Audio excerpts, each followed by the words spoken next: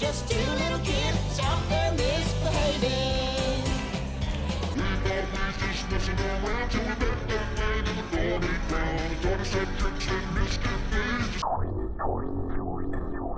Off to a pretty good start. Hello, everyone. Huddle up. Huddle up. It's time again for Hot Little Takes with Mike and Christian. We're your hosts, Mike. And Christian. Hello. Check it out. It's been a while. It's been a whole week. It's been a week. We're actually more on top of things than we have been. I know. I'm actually really impressed that here we are. Again, before the mic in the shoe. I had a hard time listening to the last episode because I was pretty blotto when we were recording it. Okay. But, you know, these things happen. So we're gonna try to cover a couple. We had a lot of shit that we want to talk about because there's new Deuce, big episode of the Deuce that we wanted to talk about. I finally watched Undone, and we definitely want to hit that. And then we definitely want to talk about El Camino at least a little bit. And I finished Righteous Gemstones. And Gemstones. Fuck. All right. That won't take too long. That won't take too long. But do we want to just get into it? Talk about Undone a little bit. This is a show that you were. Sure, unless there's anything you want to say about streaming services or.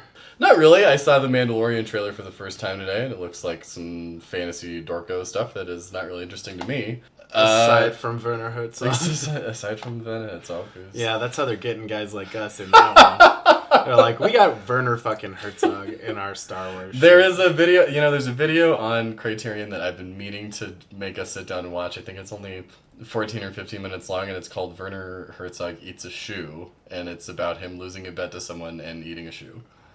What's one of those documentaries he drinks out of his shoe? I don't know, but in this one he eats a shoe. So he's a man of his word. It's probably worth our time. Yeah, I'd watch that. Special Werner Herzog episode coming soon. I don't know. The only other thing I saw about like Apple stuff was they're making a Foundation series with Jared Harris. Oh, that's right. You sent me this yesterday. And that's the only thing. That looks interesting. That actually interests me. Lee Pace is in it too. He's a really great theater film guy. Sure. Those two guys have they've got carte blanche for me. I've never read that trilogy, but I know Who wrote that? That's Asimov, and I think okay. I think each book skips hundreds of years. It's like his future history or whatever. Yeah, that's definitely on the plane of being cool. Yeah, if they don't drag it out past, I don't know how many more of those books were written after the trilogy by other authors or by him or God knows. Yeah, who knows? Yeah, that's about all I have to say about that shit this week. Yeah, the only thing I have to say about Apple is what is like in opposition to Apple. I watched 2 Amazon shows in full this week. I watched Undone over the course of 2 days, and I watched the entire Modern Love series over the course of 2 days. And that was good stuff. Amazon's cranking out good shit, huh? Amazon is cranking out good shit right now. Aside from, aside from factory workers destroying the world. Dying of heart attacks and, industries falling apart. Yeah. They do make good content. It makes... Thank God they're not paying taxes so they can pay for these shows. Yeah, I'm sure that's where the money's coming from. Jeff Bezos is like, I'm paying these out of pocket. That hurts. That hurts. He's pretty flush. It's pretty fucking lame. Whatever.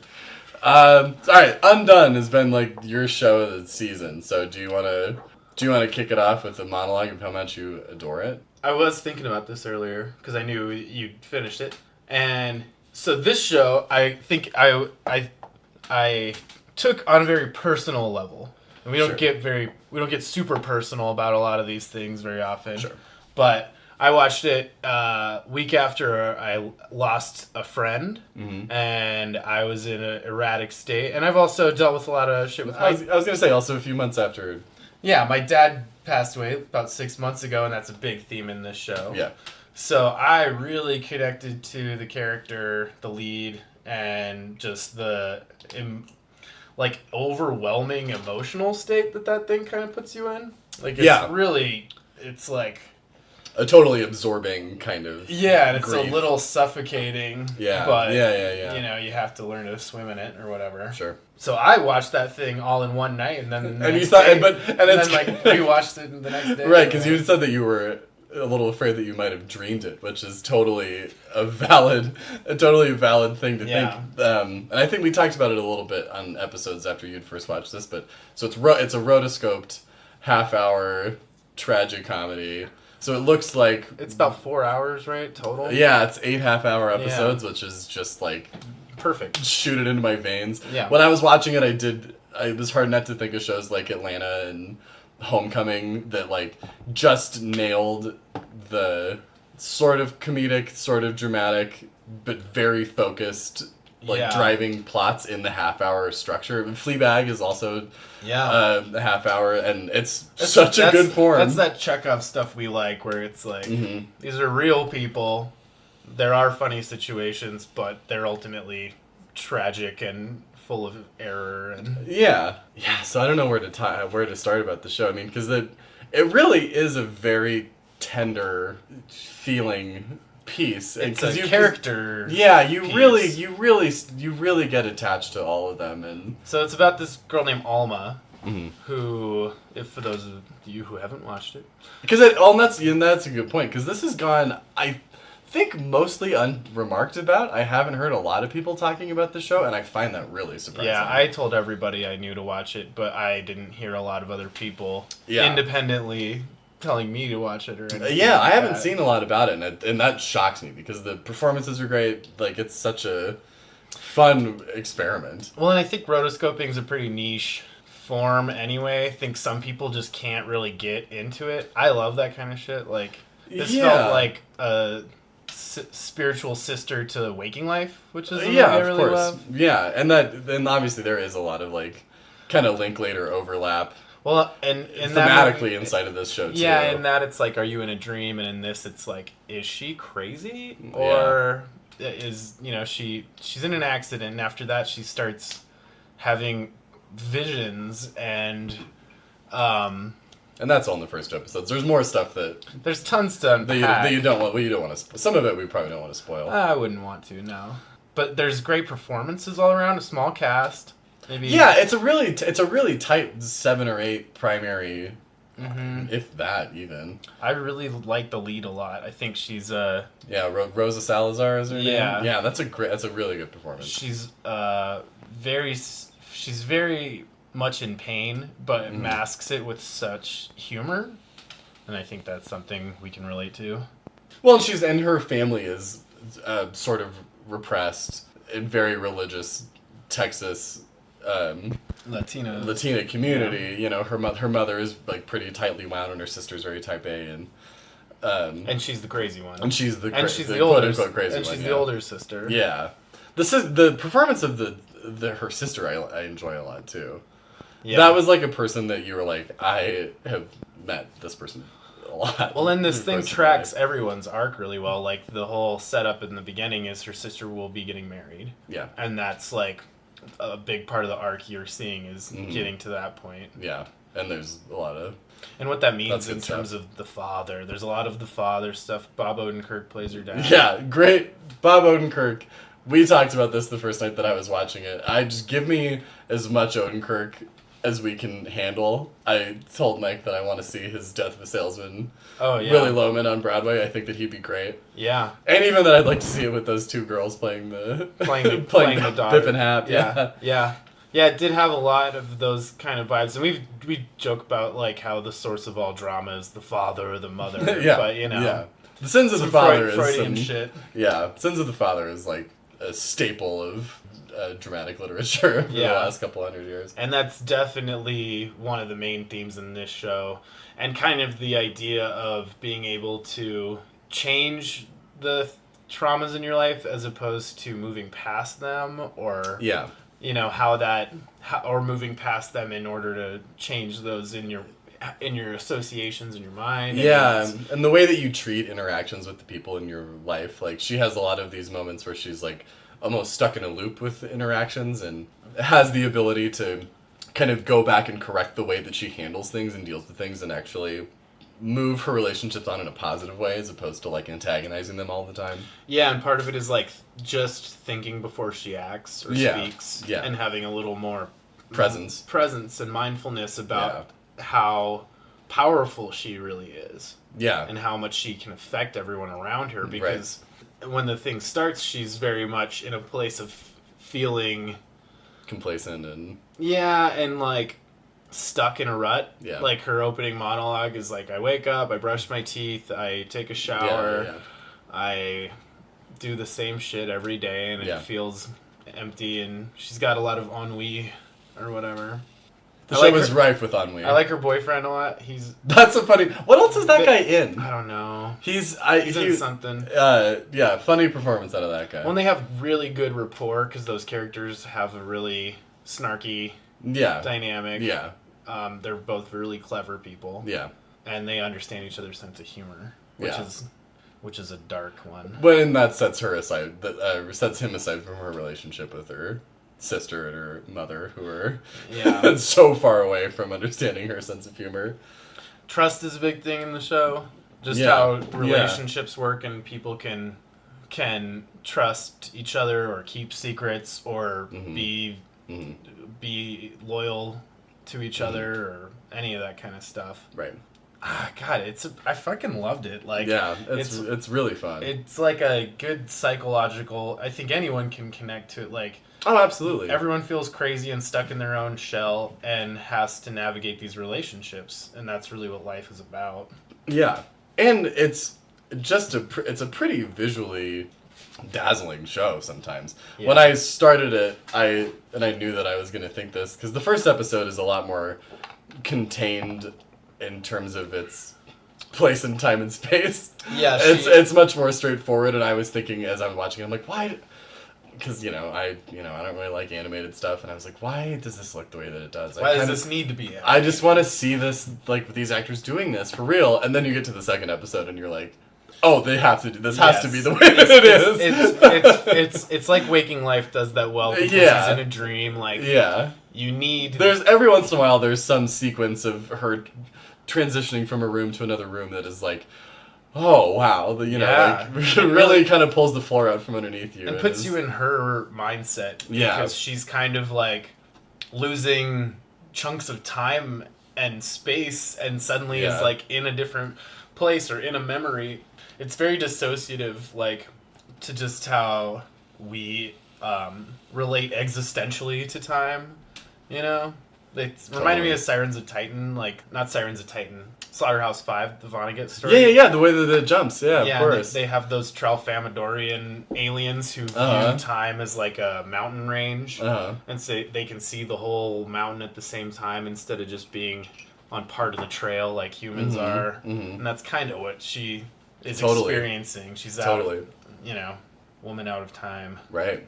Yeah, I mean, I don't really know. I don't really have like a lot of criticisms for it. The ending, I was like, oh god, I didn't realize that it was gonna set itself up for more. I kind of thought it was gonna be a single. I don't know if that's been 100% confirmed, because I think the ending they left it on was.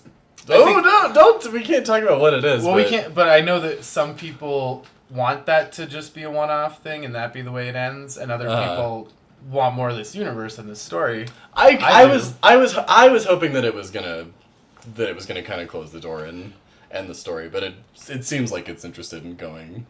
And it probably won't further. Be several years before they can make it, because that's a long. Yeah. Did you watch the documentary? They have a little. Oh, there's like a featurette with it? Yeah, I didn't. Oh, I'd like to watch the making of it, and it's super fascinating because they really, really plan the shit out of every shot that they did. Well, I was just thinking about the way that the script must be laid out, the way that you're, especially later on, returning to things that you're like, oh, Jesus, like. Yeah, that must be crazy to read. Yeah. I really wonder what it looks like. I wonder what the shooting schedule was like on that thing. Well, and the reason that part of the cool thing about that, about rotoscoping is, like, they could shoot in relatively cheap environments. Yeah, I was going to say, it's a pretty inexpensive way to work, isn't it? They had to shoot, like, everything a bunch from different angles, and I guess the actors were saying that it's a lot longer than it takes to shoot a normal thing, because they have to, like, just get as much coverage, I think, as possible, and also a lot of those are these big sweeping moving things. She's like running down a hall and it falls into space and she's floating, and I mean just the Daveed Diggs is like jumping from like lily pad to lily pad toward her at that one point. That's great. He gives a pretty funny performance in that. All the preschool scenes are really funny. Yeah, I loved that was like a thing they kept going back to. Yeah, that was a funny job for her. Yeah, totally. And one you can understand someone who's like maybe slacking a little in their life, but is also like doing probably the best thing they can. A teacher do. of children, yeah. Yeah, they're teaching toddlers. Yeah, the scenes with the kids are all give have some good one-liners and stuff. Oh yeah, and then they walk off, and she's like, this one is being a little asshole or whatever. David Diggs is like, okay. Yeah, he gives such a great millennial boss.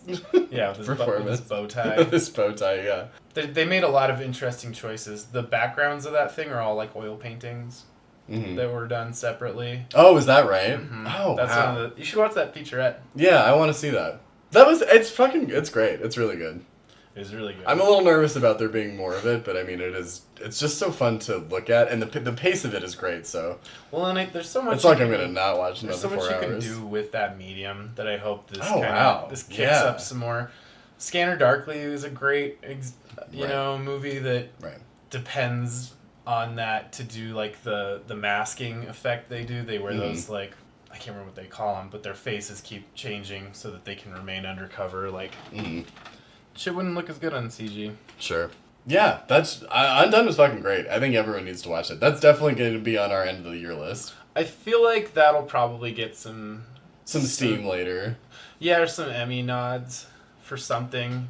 Like, who knows? The Emmys next year are going to be visual effects or some shit, maybe, if nothing else. Sure.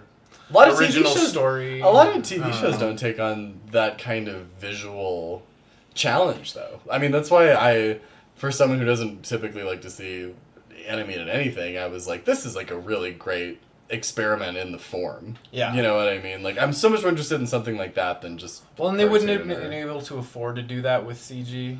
Like, that's part of the... Yeah. Like, I think the director talks about that. He's like, part of the reason they went with rotoscoping is because it is cheaper than getting a bunch of CG backgrounds and effects and stuff like that. Yeah, it's fucking cool. People should watch this. Yeah, I'd highly, highly recommend it. I think everything we want to talk about today is highly recommended. Do we want to say a couple words about gemstones before we take a break? I watched the last one. I don't know when we last touched on gemstones. But we've never really gone like deep dove. Yeah. Divin deep. Divin depths. Divin into the depths. Yeah, 20,000 Leagues Under the Gemstones. We got really into how much we love Misbehavin'. Century. Hell yeah. And it ends in a fun way. I know there's more on the way. Yeah, they set it up for more, but they also ended on kind of a note where I was like, oh, this could wrap the series if they wanted to. I think it's just supposed to be the 2 seasons, and they're going to close the door on it.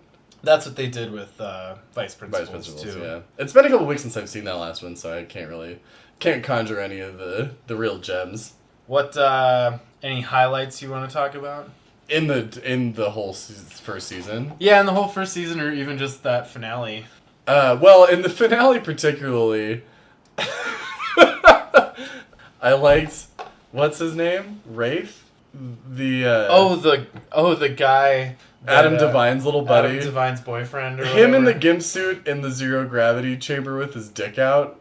That was funny. Is one of the funniest sight gags I've ever seen. That was really funny. And then that scene ends where he's like, I'm still really high, though. Keith is that character's name. Keith. All of those characters Justice for Keith. Have great storylines that are I gotta give that thing credit for how well it's written. Like, oh my god. Because there was a minute in the first couple where I was like, if this is just about Gideon... I'm going to be a little frustrated, but everyone gets pretty fleshed out. Oh, yeah. Stories of their own. And I think that the sneaky best performance in the show is probably the sister, and I wish I could... Yeah, I was going to say. Remember that actress's name. She's on fire. Yeah, I think she's probably stealing that thing a little bit. Yeah. Jesus Christ, BJ, you're such an asshole. I couldn't watch the show without thinking of Succession, because it's like so funny that they have like this older son, this middle daughter, younger son, patriarch. Yeah. It is, crazy uncle. It is tough this week to not have Succession to talk about. Yeah. It feels like someone in the room left. Yeah. But like left and everyone was like cheering when they got left. applause out the door. Yeah. Yeah, you're right. Yeah. So you watched. It'll be back. It'll be back, but I miss it. I know. There's a Succession-sized hole in my week. I feel the hole. I feel your hole. I feel the so hole. you watched The Watchmen, which is supposed to take its place. I forgot I even did that.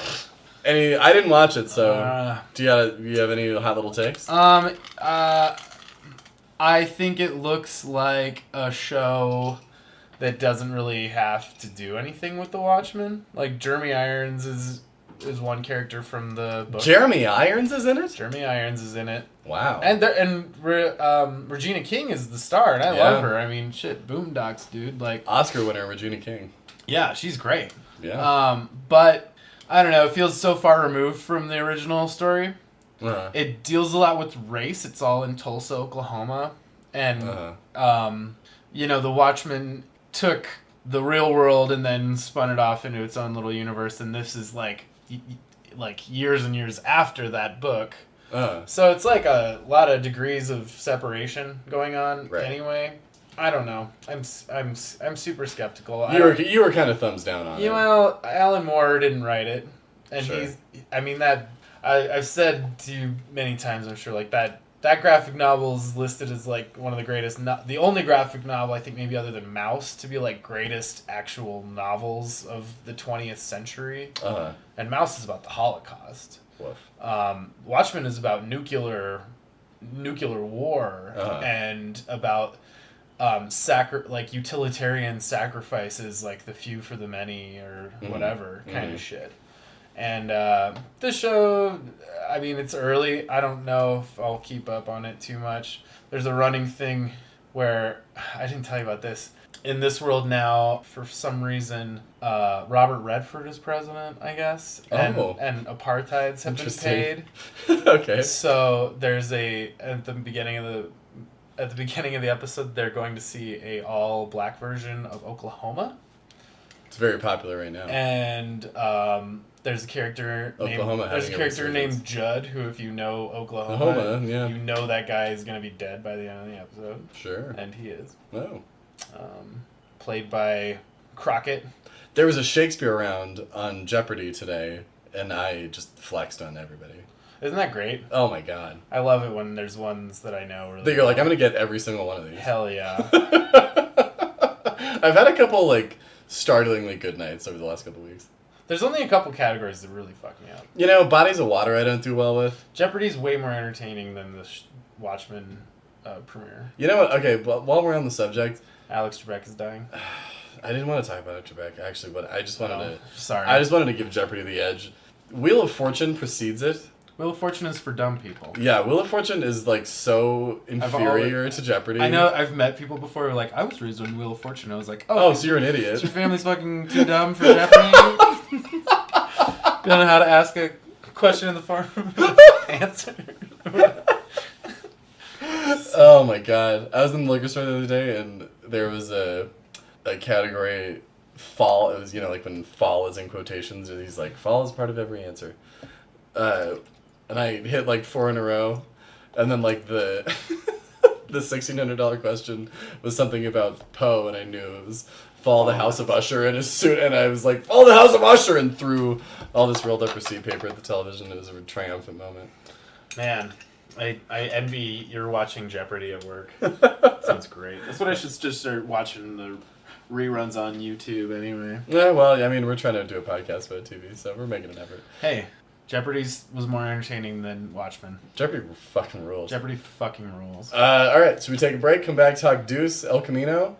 Yeah, that sounds like a good idea. Why doesn't everyone go use the little boys' or girls' room or whatever room and... Just keep driving your car. Do whatever you're doing. Tinkle, drink some coffee. Sure. We'll be back soon. Hell yeah. Bye.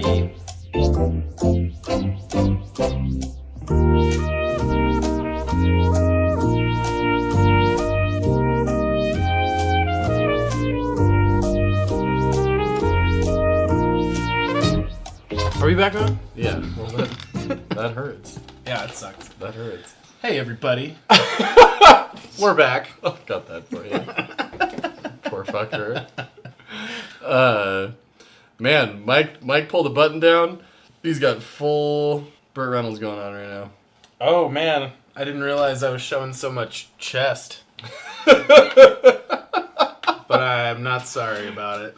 I'm going to be nice and warm when I go to Alaska. Oh, when are you going to Alaska? Once I can get another $1,800 Oh, okay. and pay the vacuum man. Oh, well, that seems about the best lead-in I can think of to talk about El Camino. Spoilers. Spoiler, yeah, we're doing spoilers. I think that if anyone is genuinely interested in this, they've probably already seen it. It's been out for 2 weeks now, right? Yeah, and if you were a Breaking Bad fan, you were excited that this was happening before it came out. That might be as good a place to start as any. Are there people who are mad? Did we need this? Is the question. I think it was probably Vince Gilligan being like, I have an idea in my head and an opportunity to tell it. And I sent you that quote he had about, like, you know, you never know what your success is going to be, and you really need to just bank on it when it happens. And he's a very fortunate guy that Breaking Bad is that it broke the way it did. Yeah, it's a literary show. It's not some franchise bullshit, even though they are. Well, now it's IP. Yeah, I mean, now this is the third iteration of. But all of these things have been good and in the same universe and with the same people working on them. Sure. Same mind. And the same visual style that. Yeah, I wonder if it's not the same cinematographer who filmed, because there was like one guy who did most of that show. Who did a lot of it, yeah. There's a lot of... they cycled between like they do a lot of handy cam moves, which they were always really creative about, throwing a little handy cam. Well, and it's a in big... a closet or something. This movie, which really just feels like a 2-hour episode of Breaking Bad. Yeah, it feels like the epilogue a little bit. Yeah, it has a lot of the same kind of methodical, logical camera work and like kind of narrative building that the show always did. Like that show always really fell back on the logic of like, this needs to happen for this and this.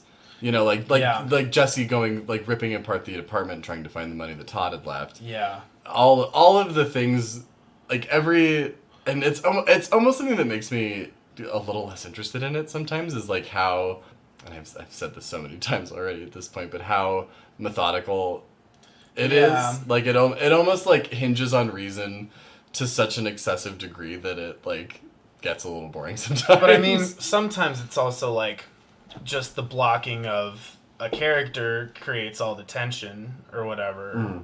I think that if that show hadn't been as methodical as it was, right? Well, but I mean, that it wouldn't be the same beast. The thesis of the show is in logic somewhere. You know, I mean, that was the chemistry. Well, yeah, the scientific way to do things, the right way to do things. It's clean. Yeah, I don't know. That's like clearly Vince Gilligan's kind of style. He's good at wrapping things up in kind of a nice bow. Yeah, no, and I mean, I don't know. I guess this is the first question that I asked you: is did we need this? I would say no, but we didn't need Better Call Saul either, and that's still good. Like, do we need? It's like you could. I think Better Call Saul is a little better than what this was. This was a little. I'm not caught up on Better Call Saul. This felt a little fan servicey to me.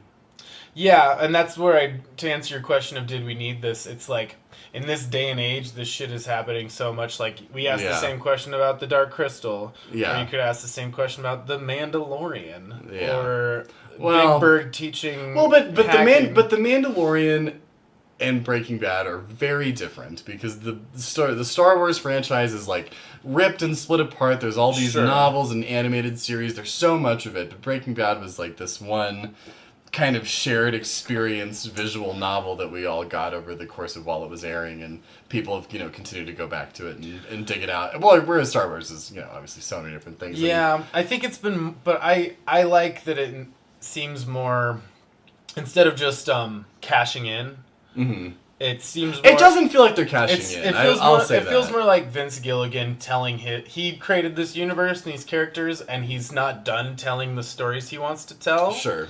And so I respect, you know, he was one of those guys that was like, whenever people talked about that show, they were like, well, this guy's vision. It's like Nick Pizzolatto. Sure. You know. Or Matthew Weiner, or any of those showrunners who ran those massive things. If someone else... Simon and Pelicanos. If someone else was doing the spin-off for the...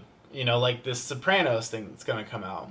Mm-hmm. Is not run by... What's his name? I'm sure it is. Yeah, I think that's been his project since that show ended. I'm sure it is. And that makes it, to me, more... At least palatable. A little more intriguing. A little more palatable than just, we're making another Star Wars movie with a new director. I mean, yeah, like David Milch wrote the Deadwood movie. Right. You're trying... It's the same people keeping it going, but... At the same Did time, we need the Deadwood movie? The Deadwood movie, I don't think we needed. I didn't watch the whole thing. What you needed was a final season of Deadwood. And yet that didn't happen. And yet there's more Westworld just around the corner.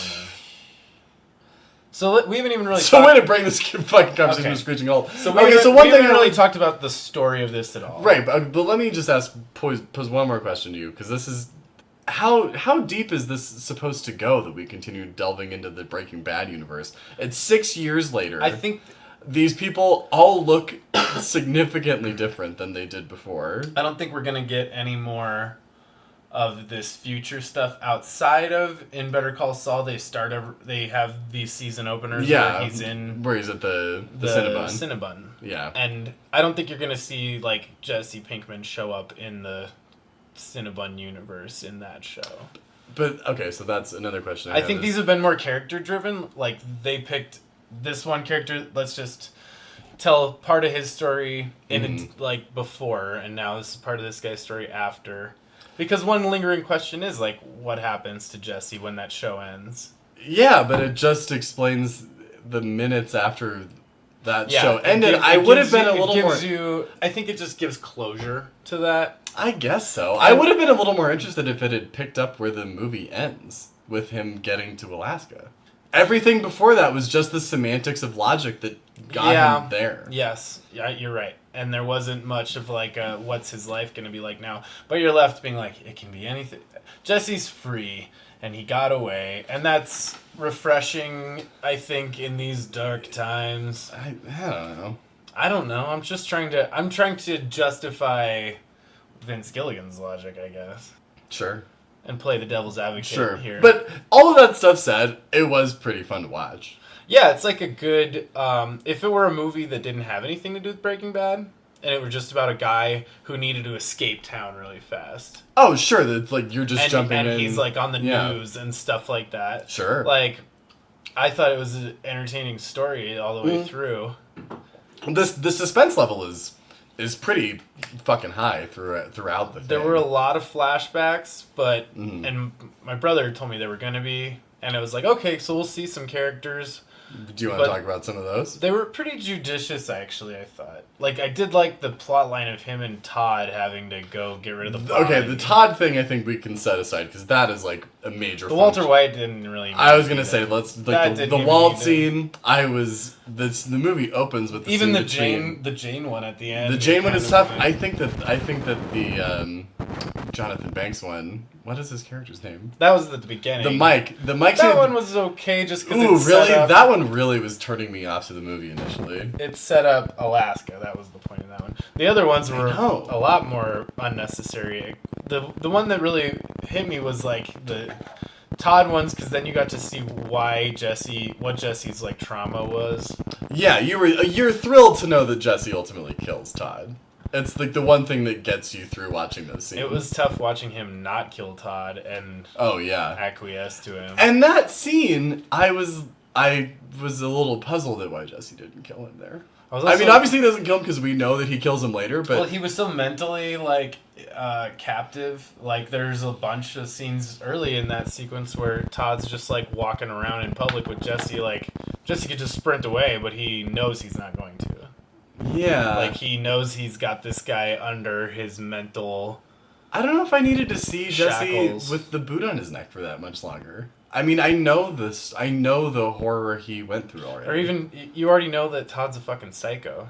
The more it is good stuff out of Todd. The creepiest thing wasn't that he just stabbed the nice cleaning lady because she found his money. It was that he kept the tarantula from the kid that he shot. in the show. Yeah. And you kind of don't know that. That's a little bit of a lost detail, yeah. Yeah, it's kind of an Easter egg, but it's like super fucked up. Yeah. Like, and Jesse looks at that with horror. It felt a little bit like the last season of Breaking Bad, where they kind of needed to create a new conflict because Gus had been dealt with. Well, but the final stretch is the it Nazi picks up. stuff? Well, but they picked the ultimate evil, which were the Nazis, and that was also Hank knowing what was going on because he found the Walt Whitman book. In this, it was like the one Nazi guy that got away. The welder was the.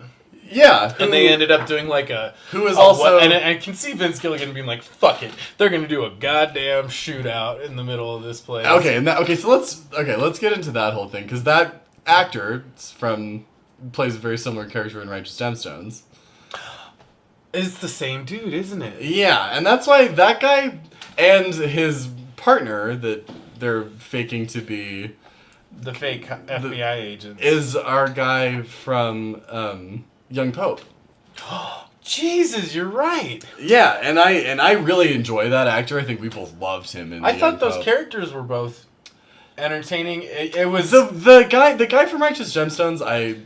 I found that performance a little contrived. I don't find him as scary as his type apparently. Well, he's funnier in the Righteous Gemstones. He's funnier in the Righteous Gemstones. Awkward moment in the Western shootout scene where he tries to like get in the face and back down the young Pope guy. Oh, that's super where awkward. that guy was like, I'm a tough guy actor too, and I don't really like bowing down to you. And it kind of just seems like two actors not agreeing on what the scene is. Well, and Vince Gilligan directed that. And he directed several Breaking Bad episodes, but not like the heaviest hitting ones.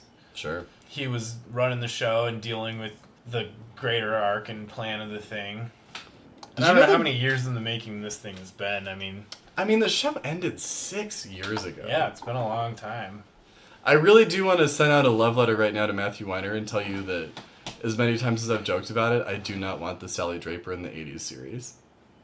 I don't think you're going to get Don't give me any more Mad Men. I don't want any more. I don't think you're going to get any more Mad Men. Well, I think Matthew Weiner's done, but... Well, I think even John Hamm is like, no. I've told Don's story. Well, but he'd be dead, I guess. Well, no, he'd be teaching in Naropa with Vince. Vince, yeah. What else? I mean, there's a lot to talk about with El Camino. It was fun to watch, but it was also... I just don't know. I don't hate that they've done this, expanded Breaking Bad universe, because I like these characters. Yeah. And like I said, if this were, any other just, escape movie or something, it'd be really entertaining. Yeah. He has great scenes with... And a lot of it is, just who he's talking to and who he's... he sneaks into this place and gets this money, but he needs a little bit more money, and, the Western shootout scene is great. I loved his scene with Robert Forrester. Yeah. Where is that Forrester's last scene? No, he takes him to Alaska. Oh, sure. Yeah, he's like, here's the deal. You need to go get that 1800. Sure, but the last scene he ever shot in his life. Did he die? He just recently died. That might have been one of those. Yeah, it's a great one to go out. That scene was a little more fun. Well, and he brings the credibility of that thing up to a huge level too, where you're like, this motherfucker was in Jackie Brown, he was in a bunch of old westerns and his shit, appearance in the original series was ooh la la, exactly. and both Walter and Saul ended up paying that guy to get away. I'd forgotten the some of that. Angel of their salvation or whatever. Uh-huh.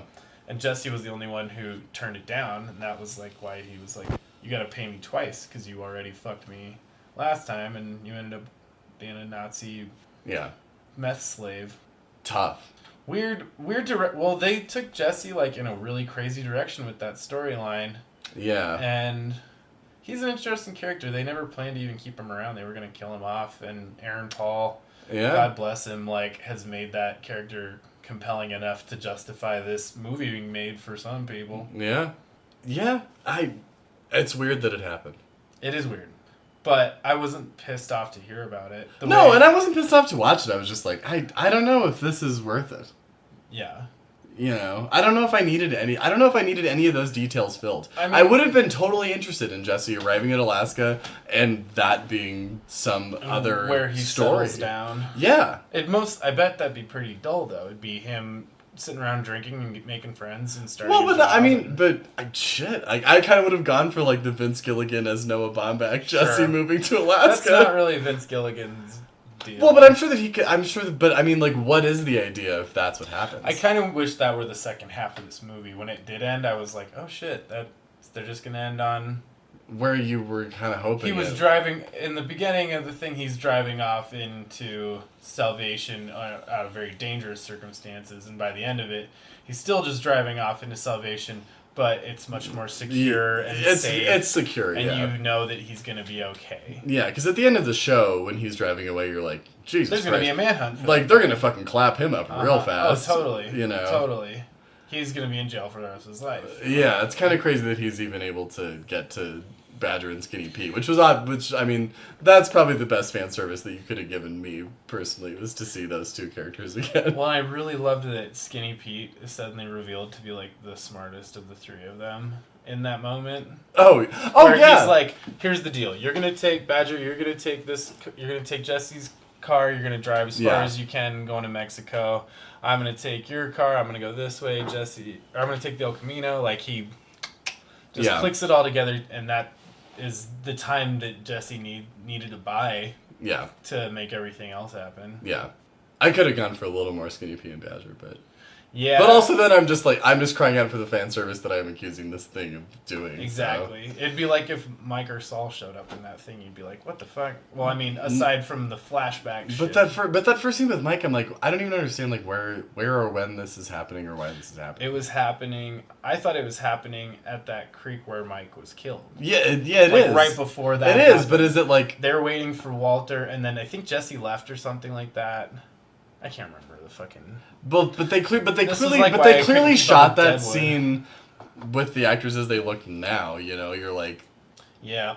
Well, that's a problem I was thinking about watching The Deuce. Was are we transitioning to The Deuce? Yeah, but how those characters have not aged over 10 years. Well, but they kind of have. I mean, even in the... But not the way those actors and those people really would. In the trailer for the finale, they cut back to how these guys looked in season 1, and you're like, oh, you know, I'm sure they've been doing a lot There's been some weathering. I'm sure that's happened. The makeup department has been in charge of that. Well, that's the makeup, and it's the costumes, and it's the way that those performances. Those actors have done a good job, I think, of maturing themselves. Well, that through the series. What's cool about that jumping 5 years thing is it forces these arcs that we don't even witness. Yeah. Where suddenly they're kind of different people. You see the decay. Yeah, and the rise and fall of the whole thing. Mm-hmm. This was a hell of an episode. A hellish episode. It was a hellish episode. I mean, the huge blow of that episode. Nice choice of words. Oh my god. And you said that something bad was gonna befall our girl Lori. Spoilers. Yeah, we're doing spoilers. This is a Deuce pod. Lori puts her cocaine. Lori goes and does a trick. Lori is trying everything to find a reason to be alive. And Candy gives her "Be in my movie." Lori's gonna save Candy's movie. I mean, it's like, what's gonna get it a little more money? They have the conversation with Lori's fucking shit ex-boyfriend and the other producer. Who owns her. Yeah. I can't remember what their company is called, but they're... I don't know. It's one of those... And it's gonna get Candy's thing pushed out, or Eileen's thing, we should say. Yeah, she makes the deal with them based around Lori. Who is crossing the country doing stripper gigs. Well, and they talk about after the episode about how the conversation she has with Candy...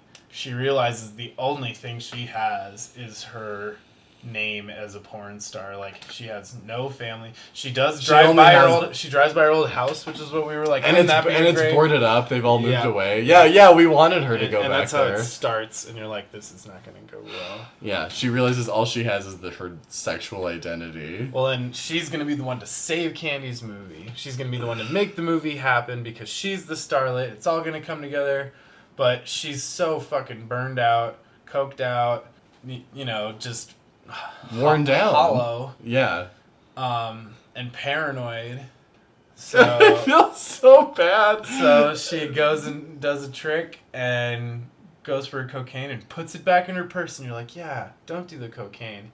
And immediately grabs her gun and shoots herself in the head. And it's horrifying. And it's all over. And you and me were, you said we both were like rewinding it to make sure that maybe she would not do it the second time. It was so devastating. And It's very fast. And in the very... after the and in the after the episode thing, he talks about how the director of that episode talks about how they wanted to hold all the people in in Laurie's life as well as the viewers accountable for what happens to her. Yeah. She's dead now. She's gone. Yeah, we were all complicit in that. Oh my god!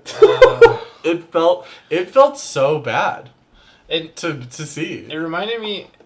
We've talked about Boogie Nights a lot, but when William H. Macy shoots himself in that, yeah, it's played to a different tone. It's totally different tone, but it's very sudden and very like, oh shit, all the fun and games have come to a screeching halt. Yeah, kind of moment, and just the fragility of human life is always brought back into focus, so that it can happen in a second. Well, and that's also happening at the same time in that episode in the slower pace with Mike in the cabin. Oh my god. We didn't think that we were going to see him again, and we know that Vince has put him up. He's been told it's the beginning of the end. Yeah. Or the end of the beginning. End of the beginning with the HIV virus and that is so devastating. It's just as hard to watch that. It's just as hard to like watch his slowly dying eyes as it is to see Laurie's dead eyes. Well, and to hear Vince say like, are you going to be okay here during the winter without a phone? You going to have no firewood? And he goes, I'm not going to make it to the winter. Like, the winter's not going to get me. Or whatever. And you're like, oh my god. It is the curtain over, or the veil over that whole episode is just so dark. Well, and it's kind of what everything's been coming to for so long. Like, they knew where Laurie's storyline was going to go the minute they got her off that bus in the first episode of the show. She deserves an Emmy, I think, that actress. That was a great performance. That character was such a great function of a drama. Well, and such a like tragic character. Oh my god. Oh my god. One of the hardest just you want to Laurie, I prayed for you. You want to do something for the girl. Yeah, I know. And there's nothing you know even if you knew this chick in real life, you would not be able to do anything for her. You could offer to help as much as you want, but she'd be on some self-destructive rampage. I feel that way with so many of the characters in that show, and I don't know where it happens where you are so drawn to all of them, and you have such a loving relationship to all of the characters that you really do want to nourish them and make and help them feel better. But that show, the Deuce does it so much better than almost any show I've ever seen. It's like the antithesis of Succession, where these are like the people on the bottom. where that show challenges you to like these people. And we gleefully watch Succession characters fail, and in this we know that horrible things are going to happen, and we're just not wanting. Yeah, there's a doomed quality that. Yeah, they're damned, and it's coming. Yeah. Down the pipeline. Man, that's why whatever is coming for this finale, I don't think I'm even ready for. I think it might be a really out of left field thing. Yeah, because the Wire ends in a very kind of smooth way, and I think that this might have a more traumatic finale. Well, should we go down our characters and maybe make some predictions or talk some about predictions? Where they're at? Okay. Like we didn't get any. There was no Paul in this episode at all, which there wasn't. It's a glaring absence. That character. Well, I don't know I don't know where else Paul's story's gonna go. Well, now that his lover died. You're gonna have to get some kind of closure on if he has the bug or not. Or if he just goes back to producing a show or something. Well, I would imagine it's going to be something about what he's doing with all of his property, and it's going to be if he has HIV or not. Right. I mean, he might not answer that question for us. It's going to have to. He's going to have to go get tested because he's been like, I'm sure I've got it all season long. You're going to need to get that. No, but are we, the audience, going to hear the results? I think so. Or will we just see Paul drive off with a look on his face and wonder, because that's the the kind of carpet tugging. I think that they'll be definitive about it. I don't know. That is, you're right. That's the question left for Paul. For him, yeah. For Eileen/Candy. Well, I think in the trailer, she finishes this movie. Well, I mean, she clearly goes to shoot the scene for that other movie. Well, and you can see Harvey be like, "You got to make this thing. It is art." And we're in like Harvey, which if the arc of this season has been Harvey coming around to giving her money to make her thing, that's kind of weird. I don't expect her boyfriend will. She's gonna fuck. Oh, she's gonna fuck on camera still. She still made that deal. Yeah, and I think that'll destroy her relationship. We didn't because that guy. We haven't seen him. Was he in that last episode? No, he wasn't, but I think he's going to react poorly to her going back to shooting. Probably. Yeah, because I don't even think she's... Ditch him, Candy. She didn't even fucking tell him. Ditch him, Eileen. Not that she needed to, but... Right. Vince and Zoe Kazan, his ex-wife, had a scene where they had just slept together again, but it seemed like the hopes of them repairing that marriage is not going to happen. Yeah. Abby left. Abby found the gun. And moved all of her shit out. When they showed Vince hiding that several times, I was like, well, this is going to go somewhere. Chekhov's gun. Yeah.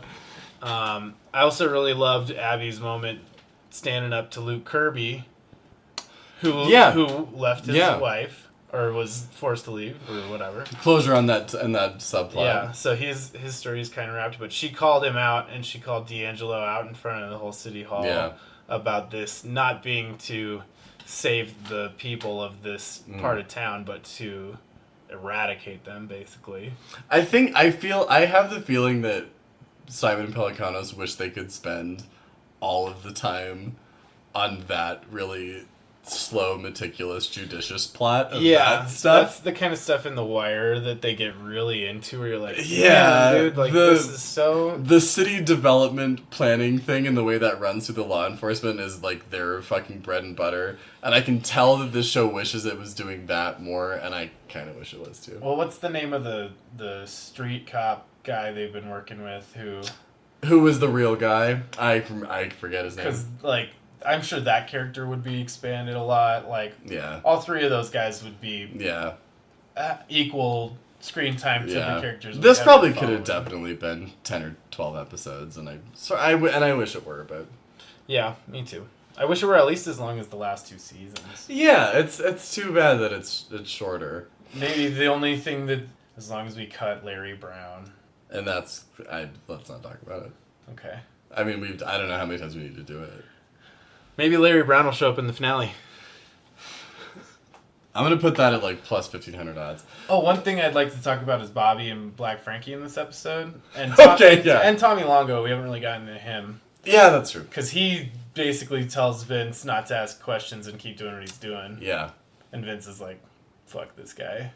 Is that gonna, I mean, Vince is not going to take him on by himself, I wouldn't think. Well, I could see Vince killing him and leaving town forever. Driving out to Boulder. Yeah. To Naropa College. To be alone. To meet Don Draper. To be alone, yeah. Maybe Abby will end up committing to her girlfriend or whatever. They seem like they broke up, but they probably will. They broke up and didn't break up? Yeah, it's whatever. That was just underdeveloped. Yeah, that could have used at least one more. Just some flushing. Few more scenes, yeah. Besides them just being making out and fingering each other. Yeah. Yeah. For a show about a little more woke than that. Sure. So, Black Frankie and Tommy Longo and Bobby are talking about how the beepers have made... Oh, yeah. They've replaced the pimps, and now the beepers have made them obsolete. Mm-hmm. And they're like, Tommy, there's no ifs, ands, or buts about this. Yeah. But when Black Frankie talks Bobby into standing up to Longo, he tells him a story about stabbing a guy in prison with a fucking screwdriver. Yeah, in the eye. In the showers. Until it touched his fucking brain. Because the guy had been eyeballing him since he showed up. That's fucking amazing. That scene is really good. Because Bobby is like, so what the hell am I supposed to do? And you're like, this is what Black Frankie did when he was in jail? Oh my god. And he's like, you're missing was the at entire Rikers. point of my story. Can I get more duck sauce, honey? I mean, we kind of did this on the last episode, but that performance is fucking great. Yeah. I want to see that guy achieve everything. Well, and I'm sure, you know how these guys work, like, these actors are all going to keep reappearing in other Pelicanos and... Well, they've Simon already shit. shot one. You know, David Simon posted a picture on Twitter with him and Zoe Kazan that he was, like, praising her performance in whatever the next thing they're doing, which we've looked up before, but I forget precisely what the I'm going to have to look that up, like, context. as soon as we're done. Yeah, I forget what it is, but, I mean, I'm here for whatever they are going to do. Yeah. You know? Absolutely. The ensemble political, socio-economical dramas that those guys do are just fucking right up my alley. Yeah, the world is the main character. Yeah, we've talked about how we want them to shoot the 20th century, an episode per year. Oh yeah, like per decade or whatever. Yeah, I'm here for that. No, 100 episodes for fucking century. Oh my god, yeah. Give it to me. It'd be like about a family. If we can It'd be about like several families. Yeah, like let's get the fucking MacArthur grant for those two guys. Just bang that shit out. That would be like the Lord of the Rings, Godfather, Mafia shit, probably. Oh my god, them being like, we're gonna tell the story of America in the 20th century. It'd be a little bit like American Pop. A little bit, yeah. But probably more focused on gangster illegal business practices than shady political dealings and how that's directly affected communities across the country. Yeah, that'd be super interesting. That sounds fucking awesome. One last thing it's a good challenge. I did want to say. Maybe we'll tease this if you'll watch this over the week.